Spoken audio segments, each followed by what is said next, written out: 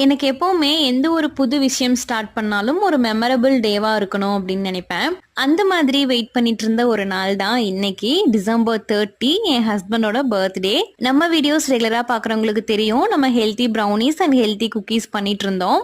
இன்னையிலிருந்து நம்ம கேக்ஸும் ஸ்டார்ட் பண்ண போறோம்.